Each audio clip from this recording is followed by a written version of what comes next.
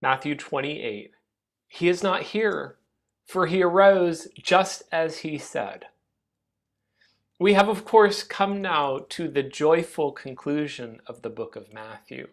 When we left chapter 27, there was just the hint of a kind of possibility, some odd circumstances why Jesus was buried instead of the normal method with crucified criminals, and why he was buried with a rich man. It made no sense, and how that fulfilled Isaiah 53 and the expectation of that, and why the Jewish leaders were concerned about Jesus' predictions of his resurrection.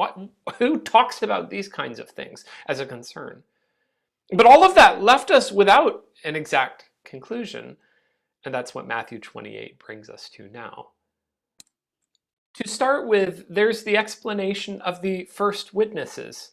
It's after Sabbath, it's the dawn of the first day of the week. The chronology has worked out according to what Jesus said, 3 days. And here are the witnesses, Mary Magdalene and the other Mary, and they go to see the tomb. If you recall, chapter 27 had given you a little hint here when it talked about many women who were there looking on from a distance, and it records specifically among whom were Mary Magdalene and Mary, the mother of James and Joseph. So this is a bit of a premonition pointing to chapter 28, and it's these two women that come to the tomb. Behold, there was a great earthquake. I think part of this is a bit of an echo of Jesus' death. You remember when he died, the earth shook and the rocks were split apart. Well, here comes another earthquake, but it's not associated with the death. For an angel of the Lord descended from heaven, came back, rolled back the stone, and sat on it. And if you know a little bit about first century graves, at least as far as we can tell, specifically also the detail that the stone was rolled back, the design you're probably looking at is a kind of a niche in the rock, a small hole, just small enough to crawl through, and then a large stone that would be rolled up an incline, and it could be held with a piece of wood, but once you pulled it out and the stone rolled down, it would be very difficult to roll it back up. It would take a lot of strength to do this. So somehow this stone has been rolled back. One would not think the women accomplished this, nor would you think that the disciples could do this quickly and surreptitiously without anyone finding out. Of course, the sensible solution is that it's this angel that has come and rolled the stone, and now he's sitting on it. Now, this is a bit of a flashback in terms of timing, explaining what had happened before the women arrived. His appearance was like lightning, his clothing white as snow, and for fear of him, the guards trembled and became like dead men. But the angel said to the women, "Do not be afraid. For I know that you seek Jesus who is crucified." And these beautiful words that give hope to every believer in him. He is not here, for he is risen, as he said. Come, see the place where he lay. And just to highlight one or two things here, I think it's so beautiful to say that the women are coming to honor Jesus, to recognize here his death, and to dignify it in some way, or at least to remember and recall it. But there's no one there to honor. He's gone. He's not in that place anymore. There's an interesting insight if you go back to Luke and you are remembering or reminded that Mary Magdalene was one of the women out of whom it says Jesus cast many demons. She's experienced some of this. She's experienced the power of Jesus' work. And I think the angel's words, just as he said, in kind of this casual and slightly rebuking way, makes some of the point of Jesus telling them over and over again, hadn't he told them that he would rise again? And why then were they doubting? Why were they wondering? So from Matthew 16, Jesus began to show his disciples that he would be killed and on the third day raised. Matthew 17, the Son of Man would be raised from the dead. He will be raised on the third day. He will be mocked, flogged, crucified, but he will be raised on the third day. After I am raised, I will go before you to Galilee. And all of that coming to this climactic summary. He's not here. He's risen. As he said, remember? He taught you this. Don't you remember his words? This is followed by an equally striking and dramatic expression from Jesus himself. They depart from the tomb. They go with fear and great joy. And on the way, Jesus met them. And Jesus said to them, greetings. Now, some of the quality or the drama of this is missed because of language, but this is just the common kind of casual greeting. So the equivalent basically would be, there's someone you think is dead, you're grieving over it, you're very sad, and along the way, then someone says, no, actually, he came back to life. Oh really? And as you go from there, confused and just trying to process it all, the person himself walks up to you. The person who you saw dying only days before. The person who you quite reasonably assumed is going to stay dead. And he's standing there. And the person's answer to you in dramatic fashion at that moment is, hello. That's the basic equivalent. Jesus said, greetings. They came up and they took hold of his feet and they worshiped him. We've already talked about this multiple times across Matthew. It happens repeatedly, and it's very important because you're recognizing that all across the book, where Jesus in chapter 4 had said to worship anyone but God is sin, he accepts their worship. There are two other details I would like to highlight here from this account that just stand out. And one of them is here in the angel's words. I just find delight in the angel saying, come, see the place where he lay. There is kind of the concession to their need to verify. Go ahead. There's nothing to hide here. It's not a matter of me trying to, a sleight of hand or trying to put something away or trying to confuse you or something, but go ahead. Come see. And then go quickly and tell his disciples that he has risen. And telling the disciples as a concern. The disciples who who turned away from Jesus, more or less betrayed him, turned their backs on him. They all fled. And Peter who denied him. But the concern remains. Jesus is concerned, the angel on Jesus' behalf, is making sure that the women see. And Jesus is concerned that his disciples now continue to follow him. And you find the same pattern with Jesus himself in verse 10. Do not be afraid.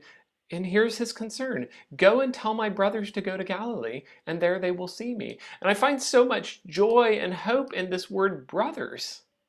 Those who turned on Jesus and fled. Those who would not remain with him even to pray in his final moments. Those who fell asleep and then ran away.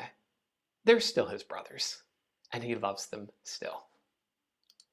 This is followed by a section of the story that's all rather dark, and it's the great lie. It's the lie as an attempt to cover up what had actually happened. It's an attempt to turn the truth away and refute or pretend that none of these things are real. Matthew records while they were going, so the chronology is moving very quickly here. I mean, while these women are going to share the news with the disciples, some of the guard went into the city, and they told the chief priests all that had taken place. And when I refer to the guards, you remember earlier in the story, you had language here of the guards actually being there when the angel descended. So the guards trembled and they became like dead men in respect or in fear of the angel. The chronology is not absolutely explicit to tell us whether the guards were actually there to hear the angel's words to the ladies, to the women, or whether the guards had already fled and this had happened before the women came. So there's room for a possibility like that. And also you notice, if you read carefully here, it says some of the guard went into the city. So there's always the possibility that part of the guard, the ones that heard the angels, did not. I mean, we can't know. But there are two details that really help us understand a greater picture of what's going on. And the one detail is when we're talking about this guard, we're actually talking not about Roman soldiers, or at least guards working for Pilate. But look earlier in the chapter when the chief priests and the Pharisees came before Pilate and they asked this question, can we secure the tomb in order to ensure that nothing happens? Pilate's answer to them is, you have a guard of soldiers. Go make it as secure as you can. So they went and they made the tomb secure by sealing the stone and setting a guard. The guard, in other words, is not a Roman thing. It's actually the Jewish temple guard. And we have historical basis for understanding that the religious leaders would have had their own kind of security force connected with the temple. Whether these were Romans, that's possible, but probably Jewish people. In any case, people sympathetic and loyal to them. So this is not a Roman thing we're talking about. And in that case, then, when these guards go into the city and they tell the chief priests all that had taken place, it's something that they can kind of more or less handle internally. So to recognize the full responsibility of what's going on, these are the chief priests, but they actually assemble the elders and they take counsel. This is not 3 men in a dark closet somewhere. This is an entire group.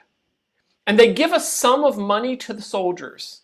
And they say, tell people his disciples came by night and stole him away while we were asleep. Now that itself is an incredibly improbable story, because the idea of a guard being asleep is itself, it's not a credible story.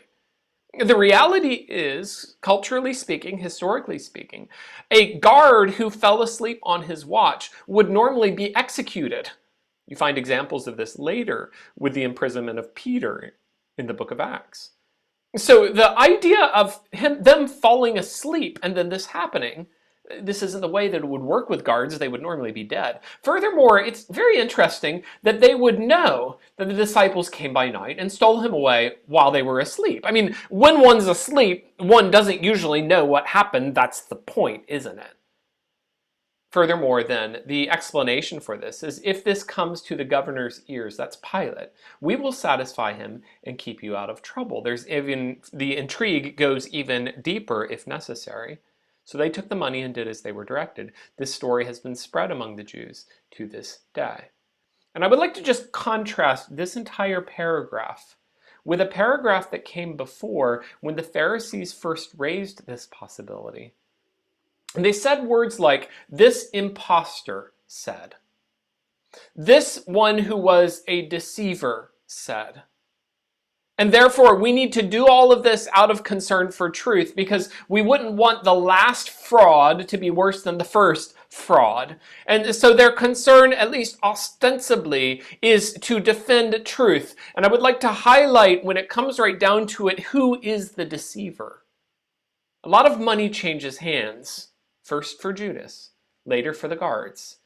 And they, all the time, claiming that Jesus is the deceiver.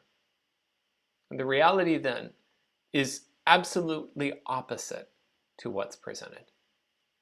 If we move to the end of the chapter, then the 11 disciples go to Galilee. They go to the mountain which Jesus had directed. And again, we see the pattern that we saw earlier. When they saw him, they worshiped him. Twice it now has happened within the same chapter, affirming again that Jesus is worthy of worship. There's also the reality, even here, after all of this and the confirmation of Jesus' resurrection, that some still doubted.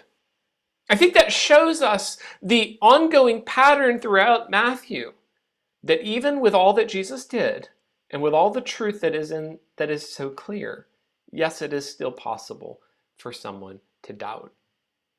And the conclusion of the story is Jesus' commission, what has been often referred to as the Great Commission.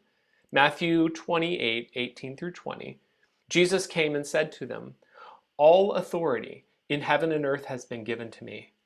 Go therefore and make disciples of all nations, baptizing them in the name of the Father and of the Son and of the Holy Spirit, teaching them to observe all that I have commanded you. And behold, I am with you always, even to the end of the age. There's lots to be said here in understanding these words. And a couple of things we'll just highlight in an attempt to understand some of the richness of this. First, recognize the Old Testament roots behind what Jesus has just said. He says, all authority has been given to me in heaven and in earth. There's no question that this is referring back to Daniel chapter 7. I saw in the night visions, there came one like a son of man to the Ancient of Days, and to him was given dominion and glory and a kingdom, that all peoples, nations, and languages should serve him. His dominion is an everlasting dominion which shall not pass away, and his kingdom that which shall not be destroyed. And furthermore, you find traces of this in Jesus' trial. Before the high priest, I tell you, from now on you will see the Son of Man seated at the right hand of power, coming on the clouds of heaven, so that after all of this is done, here it is, all authority in heaven and on earth has been given to me.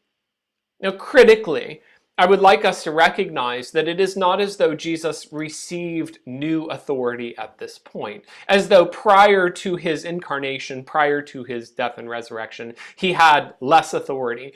And therefore, because he died now, the Father gives him more. Jesus has had all authority since the beginning of time. There is the idea, however, that Jesus voluntarily laid down the free exercise of what was rightfully his. All authority belonged to him. And there is also the idea that Jesus is presented as God's king over planet Earth. Jesus created planet Earth, but presented before mankind to understand, look at what he has done. The second Adam, Psalm 8, the one who has fulfilled everything that Adam failed to do, he is the king. And Jesus Christ stands as the triumphant, victorious one who will subdue and have dominion over planet Earth in all the right ways, doing everything that Adam should have done and failed to do.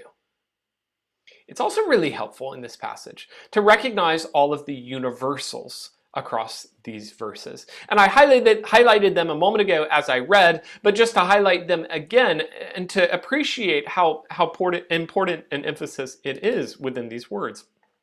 All authority. I mean everything, nothing left out. And you could include in the universal, all authority in heaven and on earth, another way of just saying everything, has been given to me. Go therefore and make disciples of every nation. You baptize them in the name of the Father, the Son, of the Holy Spirit, and the Holy Spirit, teaching them to observe everything that I have commanded you. And behold, I am with you always, in all times, even to the end of the age. Of course, all of these universals are connected. Because Jesus is the king over everything, then it only is right and fitting that as you go to all nations, that you teach them everything Jesus said, that you complete and fill out and explain all of his instructions, and that extends not just everywhere geographically, but that extends everywhere chronologically until the end of time. Why? Because Jesus is the king over all things. It's also warranted to recognize what I'll just call an international focus to Jesus' words. And we can represent this also as we just go through the book of Matthew. But let's start here, and then I'll look back across the book of Matthew and appreciate how often this theme happens. You'll notice within these words, Jesus talking about all authority in heaven and on earth. Well, that would be everywhere. All nations, that certainly is everywhere. And if you're going to teach them everything that I have commanded you, well, then that's going to include spreading to all of the earth because of this, going to all nations.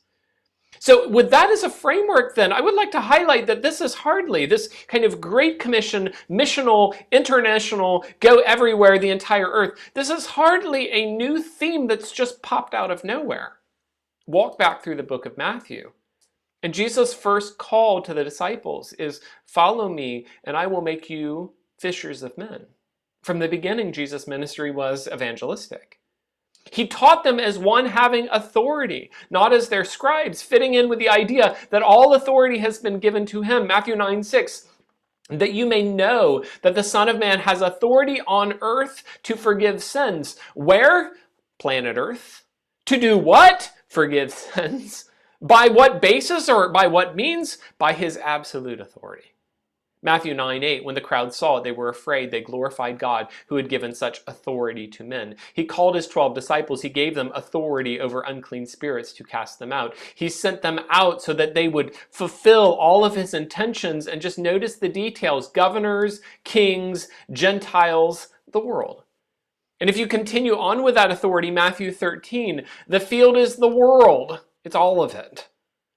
Jesus told them about his authority by which he does everything, and the result of that then is this gospel of the kingdom will be proclaimed throughout the whole world as a testimony to all nations, and then the end will come. This statement, probably the clearest echo of the Great Commission elsewhere in Matthew. In other words, this Great Commission idea has not just popped out of the random thoughts of Jesus, but this has already been building across the entire book to this point. I want to show you 5 insights. These are 5 insights taken from D.A. Carson. He wrote an excellent commentary on Matthew and a scholar of Matthew. But 5 insights in reflecting about the Great Commission and its significance. Recall that all throughout the book, we've emphasized Jesus' relationship to the law. Of course, when you're talking about the law, you're talking about the words of God. Matthew 5, you have heard it said, but I say to you. And climactically concluding then that pattern, Jesus as the law giver, Jesus as the truth teacher. Just notice that Jesus' words define obedience. Teach them to observe all that I have commanded you. The disciples are not called to the Mosaic law. They're called to Jesus' teaching, which is not against the Mosaic law. It fulfills, and it is the conclusion of the Old Testament law. Jesus' words fulfill it all. Jesus' words bring it all together into its climactic summary. Second, there is no expiration date for Jesus' words. They stand until the end of time. Behold, I go with you always, even unto the end of the world. Well, here it is. And Jesus' instructions stand until the end of time. That has important implications when we talk about missions. How do you go to the nations and tell people in contexts very different from yours and very different from Jesus' context how to obey? And the answer, Jesus' words apply to the world.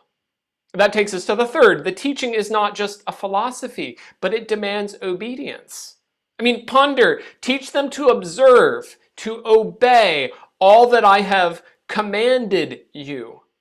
It's not as though Jesus just presents a set of abstract ideas that will help you process life better and reach your full potential. He gives you commands, and you obey his commands. Fourth, Jesus' words are to outlast the original witnesses. I mean, if you're processing Jesus saying to them, go and teach all the nations, and I'm with you always, even to the end of the world. Well, I mean, the disciples hardly survived that long. But it's not just for them.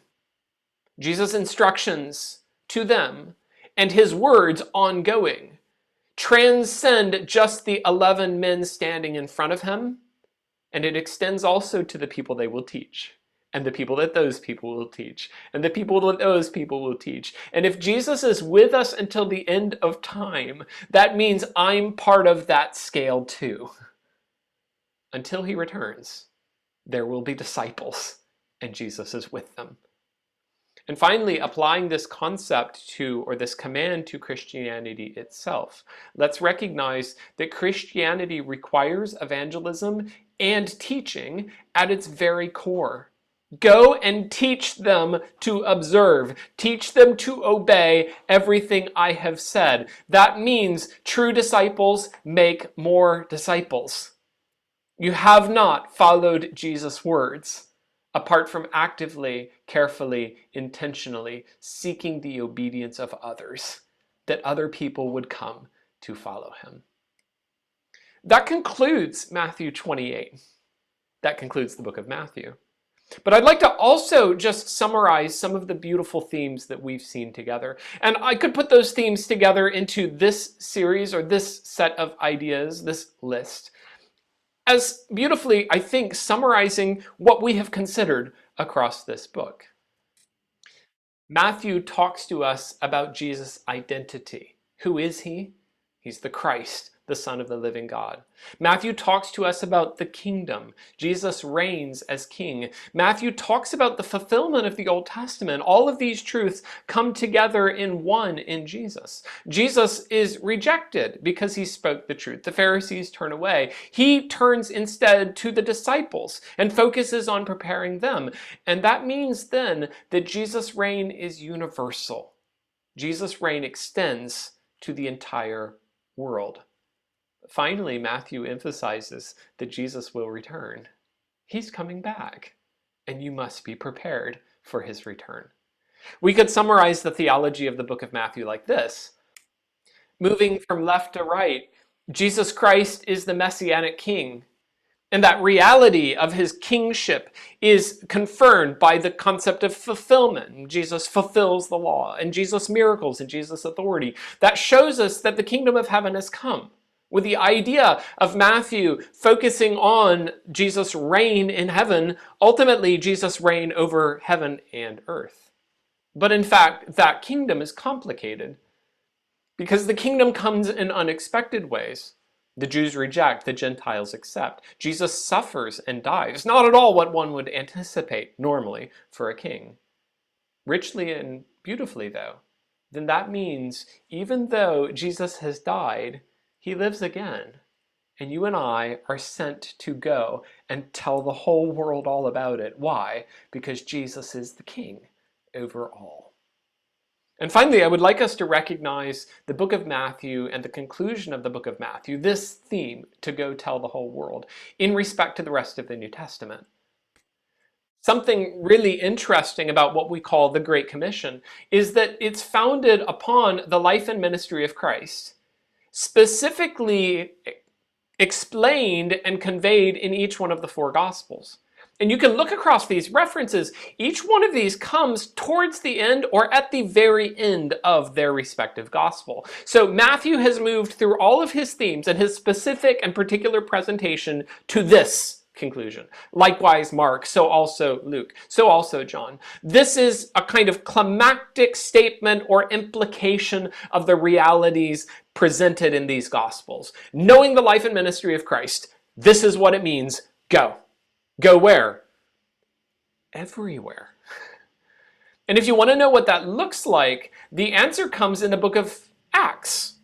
You will receive power when the Holy Spirit has come upon you. You will be my witnesses in Jerusalem, Judea, Samaria, to the end of the earth, concentric circles going outwards, and the end of the implications or the ripples spreading from the reality of Jesus' death and resurrection to the ends of the earth, until everyone has heard. And of course, if that's the book of Acts, then the epistles go on to explain how the life and ministry of Christ impacts the lives of everyone across the world, how these churches all across the world came to understand and live that out. The book of Revelation shows the climax, the victory of Jesus Christ in the end, where the entire world at last recognizes that yes, he is the king over everything, and all the world bows before him. This is the life and ministry of Christ, and these are its implications. And if you and I then are looking at the book of Matthew and looking at what it means to follow Jesus Christ, the very simple conclusion of this book: go, be his follower, be his disciple, obey everything that he commanded you to do, study his words, know what he is like, know what he taught, what he demanded, what he expected from you and your life. Know what it means to obey him. Don't be like the Pharisees. Don't reject him for proclaiming the truth. Be like the disciples. Oh, but do better and follow his words and proclaim those words all across this planet. You have a window of time to serve Jesus Christ as one of his disciples. Do your part, because he's coming back. He's coming back soon. You do not know the day or the hour, but he will return. When he comes, be a faithful and prepared servant. Jesus Christ has proclaimed that all authority in heaven and on earth has been given to him, and he has told you, based on that authority, go until the end of the age, follow my instructions, and I am with you. Until he returns, then, may you and I be faithful to proclaim the magnificent story of Jesus Christ's victory, and may we be found faithful when he comes.